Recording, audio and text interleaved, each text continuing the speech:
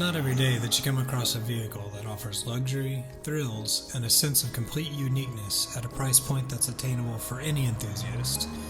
I recently purchased this lightly used 2020 model Vanderhall Venice GT, and I've been in love ever since.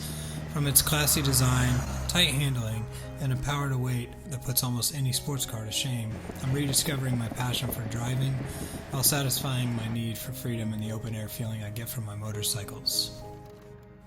There are many options these days when looking for a three-wheeled recreational vehicle.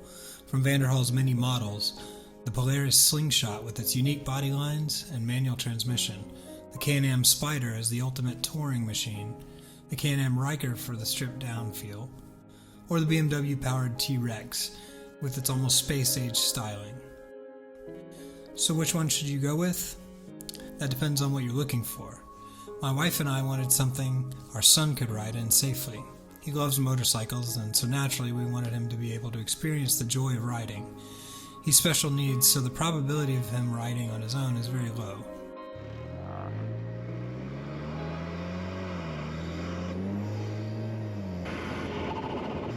I was first introduced to Vanderhall several years ago at a bike show during an annual rally in my hometown. I remember thinking how cool the concept was. I mentioned to my wife that we should look into one when the discussion about our son came up. She asked what's a Vanderhall. I showed her, and here we are. So what are my overall first impressions of this motorcycle? And for all intents and purposes, we'll call it a motorcycle. First of all, obviously the styling. They've done a fantastic job of interior and exterior. It's very classy. This particular model with the white pearl looks like it's always wearing a tux. The interior kind of is remnant of an old British roadster. The gauge cluster is wonderful. The seats are extremely comfortable, surprisingly. They're very small bucket seats, but I'm not a huge person, so they work well for me.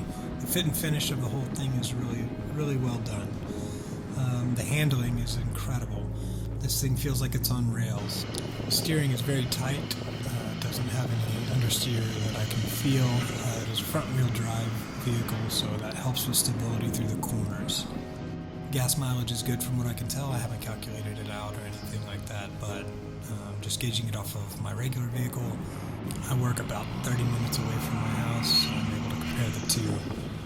So let's talk pros and cons, starting with the pros. Styling, as I mentioned before, I think that Vanderhall nailed this, both inside and out. Handling, again, the vehicle feels like it's on rails. Comfort, that was a big thing. This vehicle has a lot of amenities. It's got a heater, it has heated seats. The seats, as I mentioned before, are extremely comfortable. And elongated rides are really, when you're comparing it to a motorcycle, it's a lot more comfortable sitting down than sitting on a motorcycle. So elongated rides, as I was saying, are a lot more tolerable. One of the other pros you may or may not enjoy is it turns heads. No matter where you are, everywhere you go, you could bring this to an exotic car show and people would be crowding around the Vanderhall rather than the expensive exotic cars. Everywhere you go, people are asking, what is that thing? You just don't see very many of them around, at least in my area. I've only seen two others. So you really get that sense of uniqueness. You have something that not everybody has. It's fun, it's cool looking, it draws a lot of attention. So some of the cons I noticed, when I'm driving through the city and I get stopped at a light, you realize pretty quickly how hot the cabin gets when you're just sitting there in the sun. There's no roof or shade. There's no AC unit. There's a heater, but no AC. At least in this particular model. I'm not certain if they've put it in any of the other models, but this one gets hot at stoplights. Another thing is reliability. I've read on forums and heard a lot of things about Vanderhall not being the most reliable vehicle, with parts breaking, with things going kind of weird, it not starting. I have experienced none of this so far, and I hope that I don't. So far it's been good to me. Another thing if you're looking at a Vanderhall, you kind of know this going into it, or any of these recreational vehicles for that matter. It's a seasonal vehicle, meaning you can't really ride this thing in inclement weather or rain. The interior is not meant to get wet. There's like actual leather on the fit and finish, and it's just not meant to get wet. Now the exterior, you can wash it.